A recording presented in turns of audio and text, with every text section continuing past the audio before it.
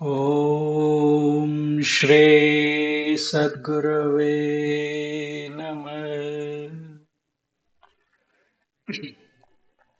जय गुरु। श्री अयोध्या जी में कनक भवन एवं हनुमान गढ़ी के बीच में एक आश्रम है, जिसे बड़ी जगह अथवा दशरथ महल के नाम से जाना जाता है। यह है वो दशरथ महल। काफी पहले वहां एक संत रहा करते थे, जिनका नाम था श्री राम प्रसाद जी। उस समय अयोध्या जी में इतनी भीड़-भाड़ नहीं होती थी, ज्यादा लोग नहीं आते थे। श्री रामप्रसाद जी उस समय बड़ी जगह के कर्ता धर्ता थे। वहां बड़ी जगह अर्थात दशरथ महल में एक मंदिर है, जिसमें पत्नियों सहित चारों भाई श्री राम, श्री भरत, श्री लक्ष्मण एवं श्री शत्रुघ्न जी तथा हनुमान जी की सेवा होती है। चूंकि सब के सब फक्कड़ संत थे, तो नित्य मंदिर में जो भी थोड़ा बहुत चढ़ावा आता था, उसी से मंदिर एवं आश्रम का खर्च चला करता। प्रतिदिन मंदिर में आने वाला सारा चढ़ावा पास के एक बनिए को भिजवाया जाता था। उसके बदले में प्राप्त धन से थोड़ा बहुत जो भी राशन आता था, उसी का भोग प्रसाद बनकर भगवान को लगता, और जो भी संत उस आश्रम में रहते थे, वे वही ग्रहण करते थे प्रसाद स्वरूप। एक बार प्रभु की ऐसी लीला हुई कि मंदिर में कुछ चढ़ावा आया ही नहीं। अब इन साधुओं के पास कुछ जोड़ा गांठा तो था नहीं, तो किया क्या जाए। कोई उपाय न देखकर श्री रामप्रसाद जी ने दो साधुओं को पलटू बनिया के पास भेज दिया और कहलवाया कि भैया, आज तो कुछ चढ़ावा आया नहीं है, अतः थोड़ा सा राशन उधार दे दो, कम से कम भगवान को भोग तो लग जाए। पलटू बनिया ने जब यह सुना, तो उसने यह कहकर मना कर दिया कि मेरा और महंत जी का लेना देना तो नकद का है, मैं उधार में कुछ नहीं दे पाऊंगा। श्री राम प्रसाद जी को जब यह पता चला, तो जैसी भगवान की इच्छा कहकर उन्होंने भगवान को उस दिन जल का ही भोग लगा दिया। प्रभु की ऐसी परीक्षा थी कि रात्रि में भी जल का ही भोग लगा, और सारे साधु भी जल पीकर भूखे ही सो गए। वहां मंदिर में एक नियम था कि शयन कराते समय भगवान को एक बड़ा सुंदर पीतांबर ओढ़ाया जाता था, तथा शयन आरती के पश्चात श्री राम प्रसाद जी नित्य प्रति लगभग 1 घंटा बैठकर भगवान को भजन सुनाते थे। पूरे दिन के भूखे श्री राम प्रसाद जी बैठे भजन गाते रहे और नियम पूरा करके सोने चले गए। धीरे धीरे करके रात बीतने लगी। करीब आधी रात को पलटू बनिया के घर का दरवाजा किसी ने खटखटाया। वो बनिया घबरा गया कि इतनी रात को कौन आ गया। आवाज सुनी तो पता चला कि कुछ बच्चे दरवाजे पर शोर मचा रहे हैं। ओ सेठ, अरे ओ सेठ, दरवाजा तो खोल। उसने हड़बड़ाकर खींचते हुए दरवाजा खोला। सोचा कि जरूर ये बच्चे शरारत कर रहे होंगे, अभी इन्हें अच्छे से डांट लगाऊंगा। दरवाजा खोला तो देखता है कि चार लड़के, जिनकी अवस्था 12 वर्ष से भी कम की होगी, एक पीतांबर ओढ़कर खड़े हैं। वे चारों लड़के एक ही पीतांबर ओढ़े थे।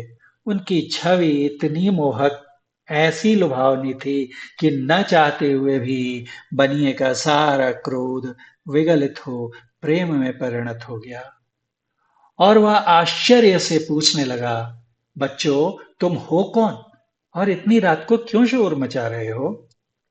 बिना कुछ कहे बच्चे घर में घुस आए और बोले, हमें राम प्रसाद बाबा ने भेजा है। ये जो पीतांबर हम ओढ़े हैं, इसका कोना खोलो, इसमें 1600 रुपए हैं, निकालो और गिनो। ये वो समय था जब आना और पैसे चला करते थे। 1600 रुपए उस समय बहुत बड़ी रकम हुआ करती थी। जल्दी जल्दी बनिए ने उस पीतांबर का कोना खोला तो उसमें सचमुच चांदी के 1600 सिक्के निकले। प्रश्नवाचक दृष्टि से बनिया उन बच्चों को देखने लगा। तब बच्चों ने कहा, इन पैसों का राशन कल सुबह आश्रम भिजवा देना। हाय, आज मैंने राशन नहीं दिया, लगता है महंत जी नाराज हो गए हैं, इसीलिए रात में ही इतने सारे पैसे भिजवा दिए। पश्चाताप, संकोच और प्रेम के साथ उसने हाथ जोड़कर कहा, बच्चों, मेरी पूरी दुकान भी उठाकर मैं महंत जी को दे दूंगा तो भी ये पैसे ज्यादा ही बैठेंगे। इतने मूल्य का सामान देते देते तो मुझे पता नहीं कितना समय लग जाएगा। ठीक है, आप एक साथ मत दीजिए, थोड़ा थोड़ा करके अब से नित्य सुबह सुबह आश्रम भिजवा दिया कीजिएगा। आज के बाद कभी भी राशन के लिए मना मत कीजिएगा, बच्चों ने कहा। बनिया तो मारे लज्जा के भूमि में गड़ा जा रहा था। हाथ जोड़ते हुए बोला, जैसी महंत जी की आज्ञा। इतना कह सुन के वे बच्चे चले गए, लेकिन जाते जाते बनिए का मन भी ले गए। इधर सवेरे सवेरे मंगला आरती के लिए जब पुजारी जी ने मंदिर के पट खोले तो देखा भगवान का पीतांबर गायब है। उन्होंने यह बात तुरंत श्री राम प्रसाद जी को बताई और सबको लगा कि कोई रात में पीतांबर चुरा कर ले गया। जब थोड़ा दिन चढ़ा तो गाड़ी में ढेर सारा सामान लदवा कर कृतज्ञता के साथ हाथ जोड़े हुए बनिया आया और सीधा राम प्रसाद जी के चरणों में गिरकर क्षमा याचना करने लगा। राम प्रसाद जी को तो कुछ पता था नहीं। वे पूछते हैं, क्या हुआ, किस बात की माफी मांग रहा है? पर बनिया उठे ही ना और कहे कि महाराज, रात में पैसे भिजवाने की क्या आवश्यकता थी? मैं कान पकड़ता हूं, आज के बाद कभी भी राशन के लिए मना नहीं करूंगा। और ये रहा आपका पीतांबर, वो बच्चे मेरे यहाँ छोड़ गए थे, बड़े प्यारे बच्चे थे। इतनी रात को बेचारे पैसे लेकर आ भी गए, और अगर आप बुरा ना माने तो मैं एक बार, बस एक बार उन बच्चों को फिर से देखना चाहता हूं। जब राम प्रसाद जी ने वो पीतांबर देखा तो पता चला कि ये तो हमारे मंदिर का ही है जो गायब हो गया था। अब वो पूछें कि अरे ये तुम्हारे पास कैसे आया? तब उस बनिए ने रात वाली पूरी घटना सुनाई। अब तो राम प्रसाद जी भागे जल्दी से और सीधा मंदिर जाकर भगवान के पैरों में गिरकर रोने लगे कि हे भक्त वत्सल, मेरे कारण आपको आधी रात में इतना कष्ट उठाना पड़ा, और कष्ट उठाया सो उठाया, मैंने जीवन भर आपकी सेवा की, मुझे तो दर्शन नसीब न हुआ, इस बनिए को आधी रात में दर्शन देने पहुंच गए। जब बनिए को पूरी बात पता चली तो उसका हृदय भी धक से होकर रह गया कि जिन्हें मैं साधारण बालक समझे बैठा था, वे तो त्रिभुवन के नाथ थे। अरे, मैं तो चरण भी न छू पाया उनके। अब तो वे दोनों ही लगे बैठकर रोने। इसके बाद कभी भी आश्रम में राशन की कमी न हुई। आज तक वहां संत सेवा होती आ रही है। इस घटना के बाद ही उस बनिए को वैराग्य हो गया, और यह बनिया ही, कहते हैं, बाद में श्री पलटू दास जी के नाम से विख्यात हुए। पता नहीं यह कथा संत पलटू साहब के जीवन की है या नहीं, पर जो भी हो, बड़ी रोमांचक और प्रेरक है।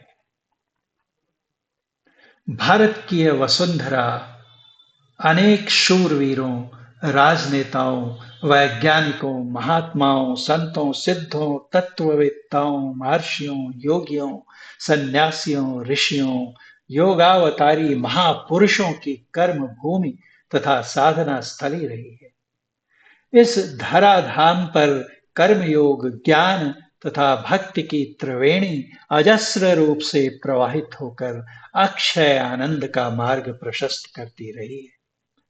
यहाँ के मनीषियों ने भोग जीवन के मूल आधार प्रेय मार्ग को तिलांजलि देकर समाज एवं राष्ट्र के त्यागमय जीवन दर्शन श्रेय मार्ग का वर्ण कर अपना सर्वस्व बलिदान किया है। ऐसे महान संतों में प्रातः स्मरणीय पलटू साहब का नाम शीर्षस्थ है। संत पलटू साहब अपने ज्ञान, साधना, भक्ति, तपस्या और निश्चल वाणी से जगत के समस्त संतों में कर्मठ, पूर्ण सत्यनिष्ठ, अलौकिक और वरेण्य माने जाते रहे हैं। इसी कारण समस्त संसार उन्हें सम्मान देता है, हृदय से पूजता है। अपने हृदय की सच्चाई और अपने भावों की निर्भीक अभिव्यक्ति के आधार पर इन्हें कभी-कभी दूसरा कबीर तक कहा जाता है। जैसा कि प्रायः सभी प्राचीन संतों के साथ है, संत पलटू साहब के जन्म व मरण के समय का निश्चित पता नहीं चलता। अयोध्या से प्रायः 4 मील पर अवस्थित रामकोट में इनकी एक समाधि है, जहां पर इनकी मृत्यु तिथि आश्विन शुक्ला द्वादशी बतलाई जाती है, किंतु संवत का ठीक से ज्ञान नहीं। सामान्यतः प्राचीन संतों के जन्म संबंधी प्रामाणिक जानकारी उपलब्ध ही नहीं होती। संतों ने अपने जीवन के विवरण को प्रायः रहस्य ही रहने दिया है। अपने बारे में लिखना या चर्चा करना संत स्वभाव के विपरीत है। इसलिए भी संत कवि अपनी चर्चा नहीं करते या कम से कम करते हैं। सो संत पलटू साहब भी इसके अपवाद नहीं है। पूज्य संत श्री पलटू साहब का जन्म स्थान मर्यादा पुरुषोत्तम भगवान श्री राम के अवध क्षेत्र में नग जलालपुर कहा जाता है, जो फैजाबाद जिले में पड़ता है। गाजीपुर जिले के मुरकुड़ा गांव में बुल्ला साहब नाम के संत रहते थे।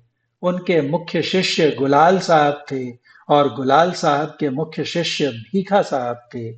भीखा साहब के शिष्य गोविंद साहब थे और गोविंद साहब के शिष्य संत पलटू साहब हुए।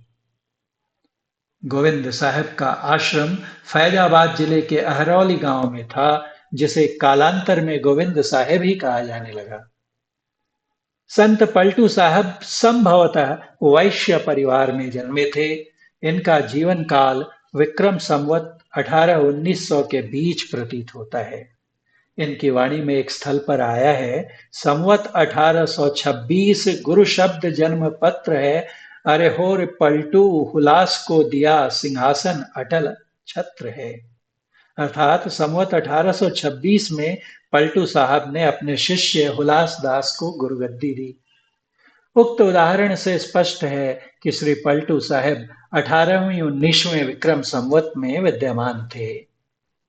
संत पलटू साहब ने अपने वैराग्य के लिए लिखा है, शहर जलालपुर मूर मुड़ैनी अवध तोरिनी कर धनिया पलटू उदास सतगुरु बलिहारी पैनी भक्ति अमनिया। श्री पलटू साहब ने घर गृहस्थी का त्याग कर अयोध्या में हनुमानगढ़ी के उत्तर में अपनी साधना और सत्संग का स्थान बनाया, जो आज पलटू साहब का अखाड़ा नाम से प्रसिद्ध है और वहां आज तक विरक्त संतों का क्रम चल रहा है। श्री सत्यनाम दास जी बताते हैं कि गुरु एवं शिष्य अहिरौली में रहते थे, लेकिन बाद में शिष्य पलटू दास अयोध्या चले गए। अयोध्या में ही रामकोट क्षेत्र में उनकी समाधि स्थित है। रामकोट क्षेत्र में उनकी समाधि स्थित है। अयोध्या से लगभग 25 किलोमीटर दूर मोकलपुर का गांव का भी संबंध संत पलटू दास जी से रहा है। यहाँ पर उनका मंदिर, सरोवर एवं अन्य स्थल हैं।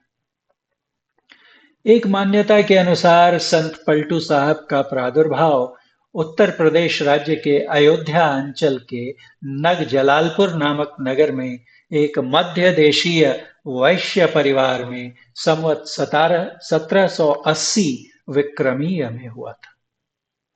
इनके पिता का नाम श्रीयुत राम प्रसाद तथा माता का नाम श्रीमती राम देवी था। माननीय राम प्रसाद जी का परिवार सात्विक था। घर में पूजा पाठ, यज्ञ हवन, योग साधना का वातावरण सतत विद्यमान रहता था। अतः शिशु रामलाल पर परिवार के परिवेश एवं संस्कार पूर्ण जीवन का उत्तम प्रभाव पड़ा था। श्री रामलाल विलक्षण प्रतिभा के धनी थे। बड़े होने पर उन्होंने गांव के विद्यालय में प्रारंभिक शिक्षा प्राप्त की और पिताश्री के कार्यों में सहयोग करने लगे। कालांतर में उनकी भेंट योगीश्वर श्री गोविंद साहब से हो गई। महान तपस्वी गोविंद साहब ने इनकी यौगिक क्रियाओं, स्वभाव और सेवाओं से प्रसन्न होकर इन्हें अपना शिष्य बना लिया। पलटू नाम उनके गुरु गोविंद दास जी का दिया हुआ बताते हैं।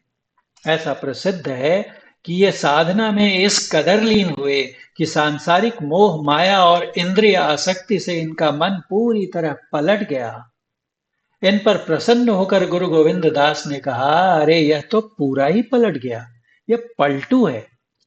तब से पलटू दास इनका नाम पड़ गया। इनकी वाणी भी इसकी पुष्टि करती प्रतीत होती है। पल पल में पलटू रहे, अजपा आठो याम, गुरु गोविंद अस जान के, राखा पलटू नाम। कहते हैं खुद कि मैं प्रत्येक पल में संसार से पलटा हुआ और आठों प्रहर अजपा जप में लगा रहता था, और इसलिए ऐसा जान करके गुरु गोविंद जी ने मेरा नाम पलटू रख दिया। गुरु के दिए इस नाम को पलटू साहब ने श्रद्धा और आदर पूर्वक धारण किया और अपने मूल नाम को विस्मृति के गर्भ में खो जाने दिया। इतना ही नहीं, गुरु के दिए इस नाम में पलटू साहब ने साधनात्मक पुट भी भर दिया है। कहते हैं, पलटू पलटू क्या करे, मन को डारे धोए, काम क्रोध को मारी दे, सोई पलटू होए। तरह तरह की किंवदंतियां, जन श्रुतियां बतलाती हैं कि संत पलटू साहब को अन्य कई संतों की भांति गुरु की खोज में काफी भटकना पड़ा था। इस संबंध में जितने भी जन श्रुतियां मिलती हैं, वृत्तांत मिलते हैं, वे सभी गोविंद दास जी को पलटू साहब का गुरु बताती हैं। गोविंद दास जी पलटू साहब के पुरोहित के परिवार से थे। इनका आपस में मिलना जुलना था और दोनों ही सत्य की तलाश में भटक रहे थे। कभी साथ साथ तो कभी अलग अलग। कहते हैं, एक बार सत्य की शोध में पलटू काशी की ओर गए तो गोविंद दास जगन्नाथपुरी की ओर। बाद में पलटू ने पाया कि गोविंद साहब ने भीखा साहेब से भेंट कर सत्य का ज्ञान प्राप्त कर लिया है, जबकि काशी से अयोध्या लौटकर गृहस्थाश्रम व काम धंधे के फेर में फंसे रहकर वे स्वयं उससे वंचित रह गए। तो उन्होंने श्री गोविंद दास जी को अपना गुरु मान लिया। पलटू साहब ने अपनी वाणी में बार बार अपने गुरु गोविंद दास जी का नाम लिया है। एक स्थान पर तो वे अपने को कबीर और गोविंद दास जी को रामानंद कहते हैं। कबीर पलट पलटू भये, गोविंद रामानंद, तब की मैं शक्कर रहा, अब की भया मैं कंद। पलटू साहब की शब्दावली। निर्गुण संतों की वाणी के मुद्रित पाठ का सबसे बड़ा स्रोत बेल्वेडियर प्रेस से छपी किताबें हैं। बेल्वेडियर प्रेस ने पलटू दास जी की वाणी 3 खंडों में प्रकाशित की है। इसमें लगभग 1.5 पृष्ठों में संत पलटू दास जी का सामान्य सा जीवन परिचय दिया गया है। उनके अनुसार फैजाबाद और आजमगढ़ जनपद के नग जलालपुर गांव में एक कांदू बनिया के घर पलटू ने जन्म लिया था। यद्यपि पुस्तक में यह भी लिखा गया है कि फैजाबाद और आजमगढ़ में नग जलालपुर नामक कोई गांव है ही नहीं। यहीं पर गोविंद दास जी रहते थे। पलटू दास जी उनके साथ ज्ञान की तलाश में जगन्नाथपुरी जा रहे थे। बीच में इनकी भेंट भीखा जी से हुई। भीखा की बात से दोनों को ज्ञान हुआ और दोनों ही लौट आए। गोविंद दास जी को पलटू ने अपना गुरु धारण किया। पलटू साहब विक्रम संवत के 19वें शतक में वर्तमान थे। अवध के नवाब सिराजुद्दौला और हिंदुस्तान के बादशाह शाह आलम इनके समकालीन थे। अर्थात यह काल 18वीं सदी का द्वितीयार्ध ठहरता है। पलटूदास गृहस्थ आश्रम में रहे। पलटूदास जी ने अयोध्या में अपना निवास बनाया और प्रसिद्ध हुए। उनकी प्रसिद्धि से अयोध्या के साधु इतने कुपित हुए कि इन्हें जिंदा जला दिया। किंतु कहते हैं पलटू साहब उसके तुरंत बाद जगन्नाथपुरी में जीवित दिखाई पड़े और फिर लुप्त हो गए। यह प्रसंग संतमत के महान संत सदगुरु महर्षि में ही परमहंस जी महाराज ने भी अपनी हस्तलिखित डायरी में नोट किया है। पलटूदास जी के जीवन के संबंध में जहां कहीं भी उल्लेख मिलता है, प्रायः यही बातें थोड़े हेर फेर के साथ दोहराई गई हैं। संत पलटू साहब के जीवन से संबंधित कुछ पद और दोहे मिलते हैं, जिनमें उनके शिष्यों पलटू प्रसाद और हुलास दास की रचनाएं प्रमुख हैं। पलटू दास जी के जीवन के बारे में इससे काफी कुछ पता चलता है। पलटू प्रसाद जो इनके भाई भी थे और बाद में शिष्य हो गए, पलटू प्रसाद ने पलटू की साहब के जन्म स्थान के बारे में लिखा है। नग जलालपुर जन्म भयो है, बसे अवध की खोर, कहे पलटू प्रसाद हो, भयो जगत में शोर। इससे पलटूदास जी के नग जलालपुर में जन्म और अयोध्या में रहने तथा प्रसिद्ध होने की पुष्टि में होती है। हुलासदास जी का एक ऐसा पद मिलता है जिसमें पलटूदास जी की जन्म तिथि का भी निर्देश मिलता है। 9वीं तिथि का जन्म रोज इतवार है, इतवार अर्थात रविवार, संडे। माघ महीना मकर पक्ष उजियार है, सदगुरु पलटू हमार संत अवतार है, हरिहा हुलास को दिया नाम आधार है, केतिक अधम वृहत उनकिया पार है, मैं सबसे पापी के सरदार, मोहू को तार है। संवत 1826 गुरु शब्द जन्म पत्र है, हरिहा हुलास को दिया सिंहासन अटल सिर छत्र है। ब्रह्म विलास पृष्ठ 50। संत पलटूदास और पलटू पंथ डॉक्टर राधा कृष्ण सिंह। यह पद पलटू से ज्यादा तो हुलास दास जी के जीवन का परिचय देता है, पर इससे इतनी सूचना जरूर मिलती है कि संवत 1826 में संत पलटू साहब मौजूद थे और वे पूरी तरह सिद्ध संत के रूप में प्रसिद्ध हो चुके थे। इन्हीं सूचनाओं के आधार पर भुरकुड़ा की संत परंपरा नामक पुस्तक के लेखक श्री इंद्रदेव सिंह ने पलटू साहब की जन्म तिथि की गणना की है और 1780 विक्रमाब्द, अब्द मतलब साल होता है, विक्रम साल वर्ष, माघ मास शुक्ल पक्ष 9वीं रविवार मकर राशि में पलटू का जन्म बतलाया है। लेकिन तिथियों का यह विवरण पलटू जी का नहीं बल्कि स्वयं हुलास दास जी का ही जान पड़ता है। इस आधार पर संवत 1780 को उनका जन्म वर्ष माना जा सकता है। हुलासदास जी के ब्रह्म विलास में पलटू साहब की मृत्यु की सूचना देने वाला एक पद मिलता है। आश्विन सुदी द्वादशी तिथि सोमवार घड़ी 4, पलटू त्यागा देह को विनती बारंबार। संत पलटू दास और पलटू पंथ डॉक्टर राधा कृष्ण सिंह, प्रश्न पृष्ठ 37। इस पद में भी संवत का उल्लेख नहीं है, सिर्फ इतनी ही जानकारी प्राप्त होती है कि पलटू साहब की मृत्यु आश्विन मास शुक्ल पक्ष द्वादशी तिथि सोमवार को हुई होगी। परंपरा से यह पता चलता है कि पलटू साहब की मृत्यु उनके गुरु गोविंद दास जी की मृत्यु से पहले ही हो गई थी। गोविंद दास जी की मृत्यु संवत 1879 में मानी जाती है। इसी आधार पर अनुमान लगाया जाता है कि संत पलटू साहब की मृत्यु संवत 1860 ईस्वी के आसपास हुई होगी, अर्थात 1780 से 1860, 80 वर्ष की आयु संत पलटू साहब की मानी जा सकती है। संत पलटू साहब के अंतः साक्ष्य से उनके जीवन के बारे में जो बातें पता चलती हैं, उनका सार इस प्रकार है। जलालपुर में जन्म हुआ, बचपन बीता, अवध में सिद्धि मिली, जाति और व्यवसाय से बनिया थे। उनकी वाणियों में बनिक व्यवसाय से जुड़े प्रतीक बताते हैं कि वे सिद्धि के पहले अयोध्या में ही कोई दुकान चलाते थे और जो सबसे पहले हमने इस पाठ के क्रम में जो कथा सुनी, उसमें भी अयोध्या में ही बनिए का जिक्र है और इसीलिए मैंने उसे आपके साथ साझा किया। उनकी वाणियां यह भी बताती हैं कि वे सामान्य रूप से शिक्षित थे, यानी अपने व्यवसाय का हिसाब किताब रखने भर की शिक्षा उनके पास थी। ज्ञान की तलाश में उन्होंने यात्राएं भी बहुत की। जगन्नाथपुरी से लेकर काशी और भुरकुडा की यात्रा के प्रसंग मिलते हैं। इनके दो शिष्य थे, पलटू प्रसाद और हुलास दास। पलटू प्रसाद के बारे में कहा जाता है कि वे इनके छोटे भाई थे, जो आगे चलकर पलटू के शिष्य हुए। पलटू के बाद यही पलटू प्रसाद उनके अयोध्या स्थित मठ के उत्तराधिकारी हुए। दूसरे शिष्य हुलास दास बरेली जिला बाराबंकी चले गए और वहीं पर मठ बनाकर रहने लगे।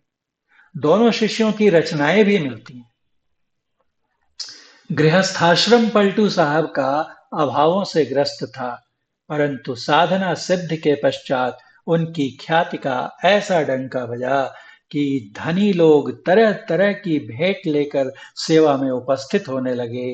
राजा से लेकर प्रजा, चारों वर्णों के लोग सब उनके आगे नतमस्तक होने लगे। कांदू बनिया जाति के पलटू दास जी को भी तथाकथित उच्च वर्णीय लोगों के भारी विरोध का सामना करना पड़ा। कल का बनिया आज पूजा जा रहा है, जबकि बड़े बड़े महंतों को कोई पूछ नहीं रहा है। यह बात अयोध्या के उच्च वर्णीय वैरागियों को रास नहीं आई। जानकारों के अनुसार इन उच्च वर्णियों ने वैरागियों से मिलकर पहले उन पर अपूज्य बनिया होने के बावजूद बड़े बड़े महंतों को दरकिनार कर खुद को पुजवाने का लांछन लगाया, फिर अजात घोषित कर दिया, अर्थात जिनकी जाति का कोई ठिकाना न हो। पलटू साहब खुद बताते हैं, सब बैरागी बटुर कर मिलकर पलटू किया अजात। फिर भी किंचिदपि भयभीत हुए बिना वे मानवीय, संवेदनशील, समता मूलक एवं उन्मुक्त समाज के निर्माण की अपनी राह पर चलते रहे। ईर्ष्यालुओं को यह भी गंवारा नहीं हुआ और एक दिन उन्होंने षड्यंत्र पूर्वक उन्हें जिंदा जलवा डाला। जबकि स्वयं संत पलटू साहब हिंसा के इतने विरोधी थे कि वे कहते थे, कनक धार जो होए ताहि ना अंग लगावे, यानी तलवार यदि सोने की भी हो तो भी उसे छूना नहीं चाहिए, क्योंकि वह रक्त ही बहाएगी। उनकी मान्यता थी कि अगर आज छोटी छुरी की खेती की जाएगी तो निश्चित ही कल कत्ले आम होगा और समाज को उससे ऐसे विवेकी ही बचा सकते हैं। पर क्या आश्चर्य है, समाज ने प्रायः संतों के रहते उन्हें न पहचान कर उन्हें सताया ही है। आरंभ में संत रविदास जी को भी लोगों के विरोध का सामना करना पड़ा था। संत मीराबाई को विष दिया गया था। संत कबीर साहब की तो 72 कसनियां जग विख्यात हैं। गोस्वामी तुलसीदास जी को सजातीय और विजातीय सभी लोगों का विरोध और प्रताड़न झेलना पड़ा था। आर्य समाज के संस्थापक महर्षि दयानंद सरस्वती जी को दूध में कांच के टुकड़े मिलाकर पिला दिया गया था। ईसा मसीह अनेकों सूफी संतों शम्स तबरेज, मंसूर, शर्मद, बू अली इत्यादि को कितनी यातना दी समाज ने। संत पलटू साहब को जिंदा जलाने की घटना को भी इसी आलोक में देखा जाना चाहिए। और फिर इन्हें तो प्रतिद्वंद्वी साधु समाज के कोप का भाजन भी बनना पड़ा। पलटूपंथी मठों और साधुओं की जमात में पलटू साहब की रचनाएं विपुल मात्रा में मौजूद हैं। नागरी प्रचारिणी सभा की शोध रिपोर्ट में पलटू दास के 5 संग्रहों की चर्चा है। आत्मकर्म, कुंडलिया, पलटू दास की बानी, राम कुंडलिया तथा ककहरा अरिल। आत्मकर्म हस्तलिखित रूप में किन्हीं श्री जयमंगल शास्त्री जी के यहाँ से प्राप्त हुई थी। यह नागरी लिपि में है तथा संवत 1930 में इसकी प्रतिलिपि हुई है। इसके 128 पदों में योग, ब्रह्म तथा जीव, भक्ति, ध्यान, अलख दर्शन की चर्चा है तथा ब्रह्म की प्राप्ति का उपाय भी सुझाया गया है। राम कुंडलिया पलटूदास जी के अयोध्या अखाड़े से प्राप्त हुई है। यह भी देवनागरी लिपि में है। इसके 79 कुंडलियों में ज्ञान और भक्ति की चर्चा की गई। पलटूदास की बानी किन्हीं ठाकुर लक्ष्मण सिंह जी ग्राम छाता जिला मथुरा के यहाँ से प्राप्त हुई है। यह खंडित प्रति है। इसमें कुंडलियां, अरिल, ककहरा तथा झूलना आदि छंद संग्रहित हैं। इसकी विषय वस्तु मुख्य रूप से ब्रह्म चर्चा ही है। बन के नाव जिला सुल्तानपुर के महंत जगन्नाथ जी के यहाँ से ककहरा तथा अरिल्य का संग्रह भी मिला है, जिसमें योगाभ्यास और ज्ञानोपदेश का वर्णन है। अयोध्या अखाड़े से पलटूदास की बानी की प्रति भी मिली है, जो अपूर्ण जान पड़ती है। खेदजनक है कि अभी तक कोई ऐसी प्रति नहीं मिली है जो स्वयं संत पलटू साहब द्वारा या उनकी निगरानी में तैयार हुई। संत पलटूदास की रचनाएं सबसे पहले बेलवेडियर प्रेस से पलटू साहिब की वाणी शीर्षक से 3 भागों में प्रकाशित हुई है। आधुनिक समय में बेलवेडियर प्रेस ने शुरू में पलटू साहब की कुंडलियां और कुछ अरिल्य छंद के साथ 1907 ईस्वी में एक संकलन प्रकाशित किया था। फिर प्रेस के संतवाणी संकलनकर्ता को कुछ रेखते, झूलने और अरिल्य भी मिले, जिसे एक छोटी पुस्तक के रूप में 1908 में प्रकाशित किया गया। बाद में पुराना कोपा जिला आजमगढ़ के पलटूपंथी महंत सरजूदास से पलटू बानी की हस्तलिखित प्रति प्राप्त हुई। उससे मिलान करके अशुद्धियों को दूर किया गया और कुछ और छंद चुनकर 1927 ईस्वी में पलटू साहब की बानी के 3 भाग प्रकाशित हुए।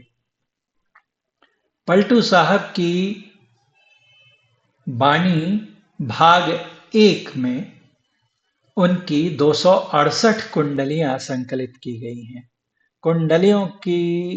कुंडलियों का विषय वस्तु के अनुरूप वर्गीकरण किया गया है, जैसे गुरुदेव, नाम महिमा, संत और साध, भक्तजन, पाखंडी, चेतावनी, भक्ति, प्रेम, विश्वास, सत्संग, ध्यान, उपदेश, अद्वैत, उलट बांसी, जीव हिंसा तथा जाति भेद इत्यादि।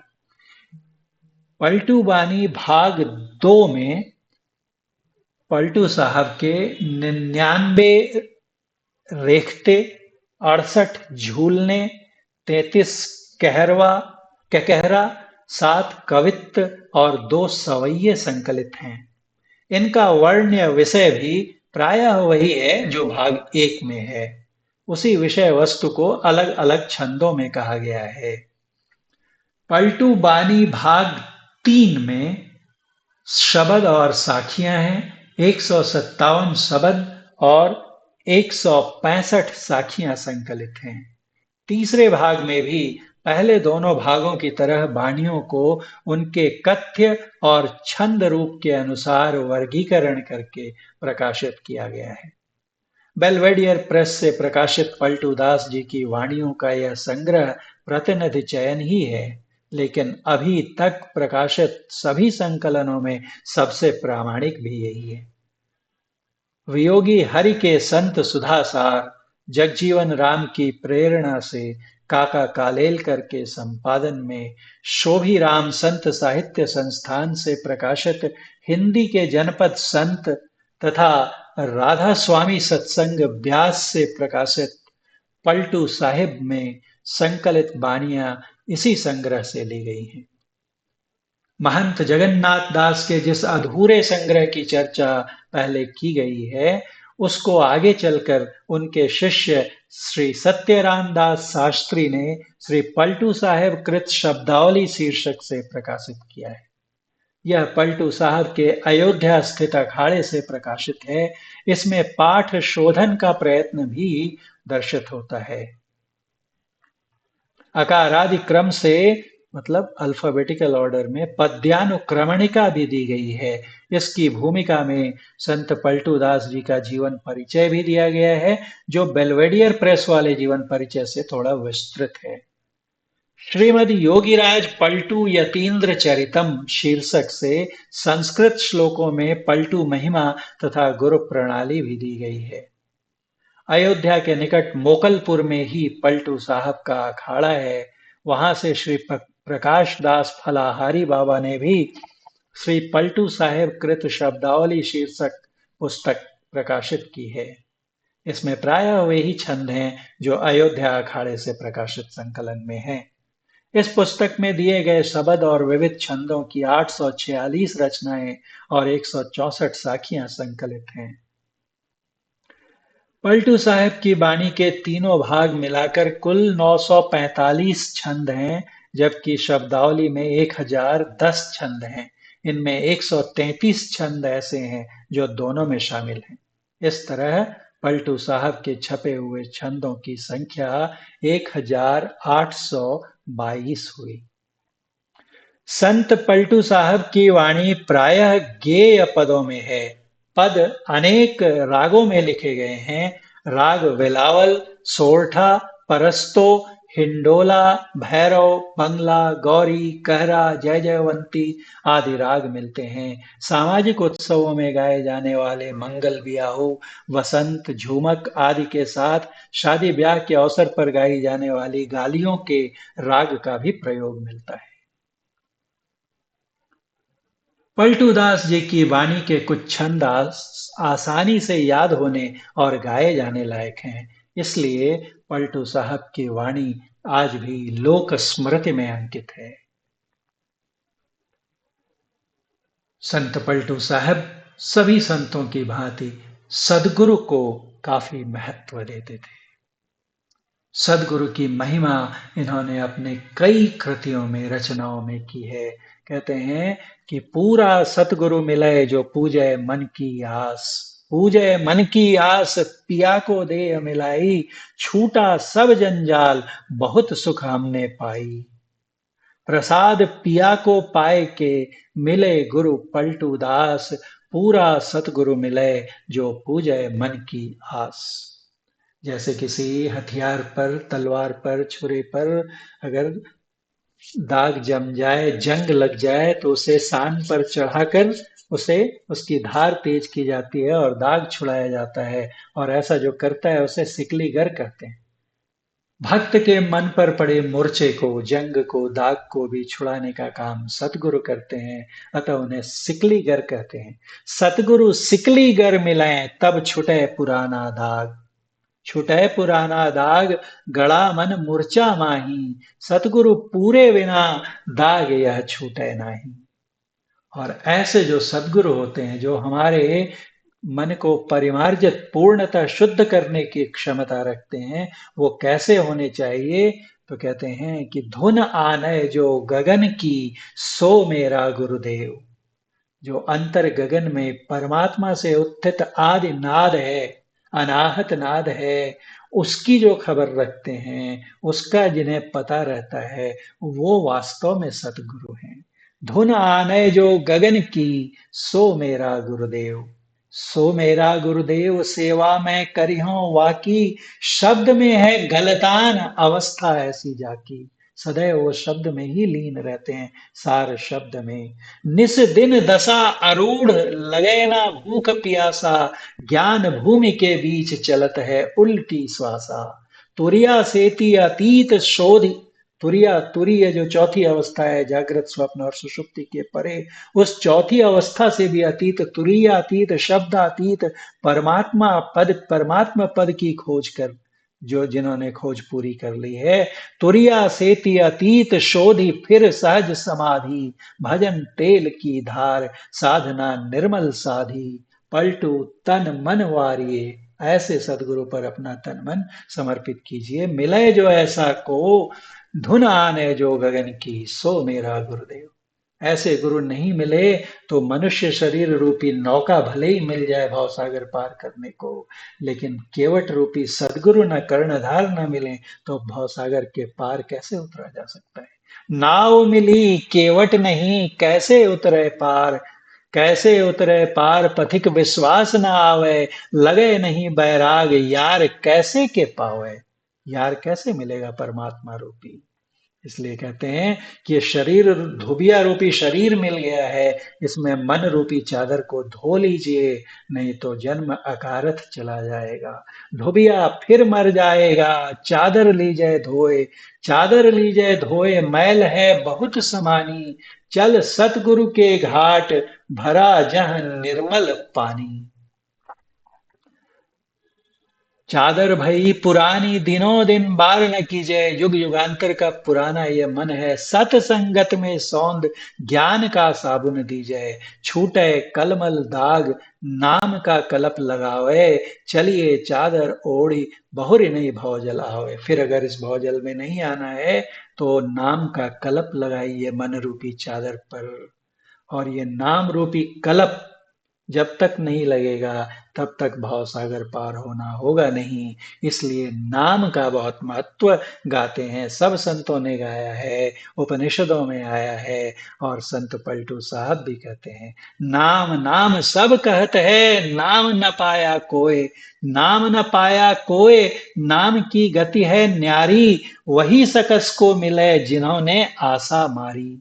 हौ को करे खामोश, जो अपने अहं को विलीन कर देते हैं, हउमे को, ना तन को होश ना तन को राखे, सांझ भोर दिन रैन कछू जाने नहीं, अरे हारे में ही। कहते हैं ना कि बाहर से बिल्कुल जो शरीर की सुधि नहीं रहती है, जो अपने को शरीर से ऊपर देहाध्यास से ऊपर उठा देते हैं। हाँ को करे खमोश, होश ना तन को राख है, गगन गुफा के बीच पियाला प्रेम का चाक है, बिसरे भूख प्यास जाए मन रंग में लागे, पांच पचीस रहे वार, पांच तत्व और उनकी पांच पांच प्रकृतियां, 25 प्रकृतियां, इन सब से परे संग में सो भागे, आपू ही रहे अकेला, अकेला हो जाता है सबसे छूटकर, सारे आवरणों से। बोले बहु मीठी बाणी, सुनते अब वह बने, कहा मैं कहूं बखानी। वो तो सुनते ही बनता है, वर्णन करके बखान नहीं किया जा सकता उसका। और ये नाम कब मिलता है तो कहते हैं पलटू गुरु परताप ते, रहे जगत में सोए, नाम नाम सब कहत है, नाम न पाया। ऐसे नाम को प्राप्त किए होते हैं संत सदगुरु। संत सने ही नाम है, नाम सने ही संत, नाम सने ही संत, नाम को वही मिलावे, वे हैं वाकिफ कार, मिलन की राह बतावें।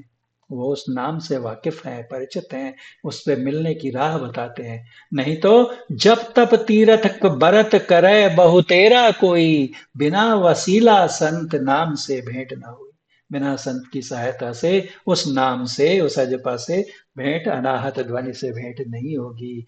कोटिन करे उपाय भटक सगरों से आवे, संत दुआरे जाए नाम को घर तब पावे। पलटू यह है प्राण पर आदि सेति और अंत, संत स्नेही नाम है, नाम स्नेही संत। इसलिए ऐसे संतों से हम मिलें, उनसे सदयुक्ति ग्रहण करें, और अपने अंदर में भी उस नाम का दीपक जलाएं, और अपने अंतस को जो तमस से आवृत है उसे प्रकाशित करें, आलोकित करें।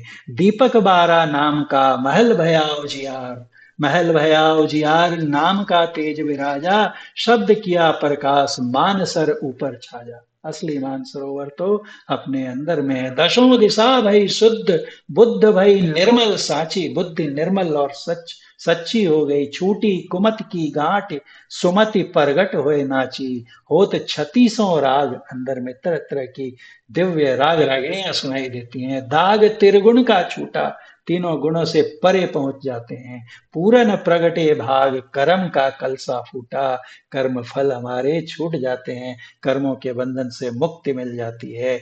पलटू अंधियारी मिटी, बाती दीनी टार, दीपक बारा नाम का, महल भया उजियार।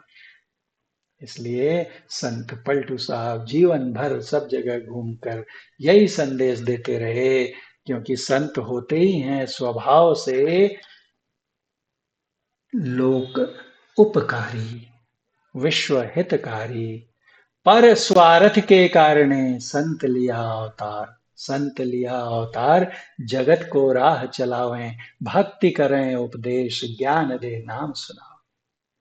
प्रीत बढ़ावें जगत में, धरती पर डोलें, कितनों कहें कठोर बचन में अमृत घोलें।